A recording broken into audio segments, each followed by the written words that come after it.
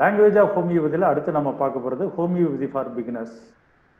இதில் நாம் இன்றைக்கி பார்க்க போகிற கேஸ் வந்து ஒரு வித்தியாசமான கேஸ். இவங்களுக்கு கிரானிக் ரைனைட்டிஸ். இந்த கிரானிக் ரைனைட்டிஸுங்கிறது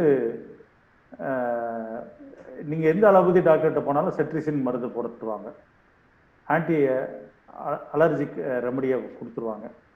அதை கடைசி வரைக்கும் எடுத்துக்கிட்டே இருக்கணும். ஆனால் ஒரு பொழுதும் குணமாகாது.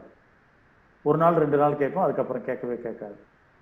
இவங்களுக்கு அதே மாதிரி தான் இருந்தது. கிட்டத்தட்ட 2-3 வருஷமாக இந்த ரைனைட்டிஸ் ப்ராப்ளத்தில் இருந்தாங்க. மூக்கில் அப்படியே ஒலிக்கிட்டே இருக்கும், தும்மல் இருந்துக்கிட்டே இருக்கும், கஷ்டப்பட்டுக்கிட்டே இருப்பாங்க.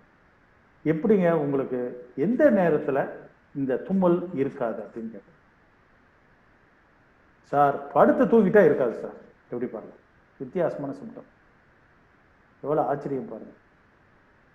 படுத்து தூங்கிட்டா இருக்காது, ஆனால் படுக்கவே விடாது. தும்மல் இருக்கவங்களுக்கு, மூக்கில் ஒழுகிறவங்களுக்கு.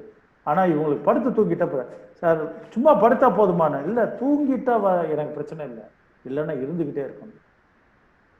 நான் உடனே என்ன பண்ணேன்னா ஸ்லீப்பிங் அமுலரேஷன் எடுத்து பார்த்தா ஒரு 4-5 மருந்து தான் வருது.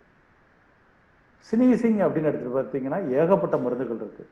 2லேயும் காமனாக எடுத்துட்டீங்கன்னா ஒரு 4 மருந்து 5 மருந்து வருது. அதில் ஒரு முக்கியமான மருந்து வந்து பாஸ்பரஸ்.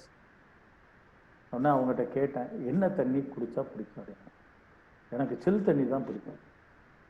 ஹஸ்பண்ட் சொல்கிறாரு, யாராவது சில் தண்ணி குடிப்பா, அதனால தான் உனக்கு தும்மல் வருது அப்படிங்கிறாரு. ஆனால் ஹோமியோபதியில் அதுதான் கீ நோட்.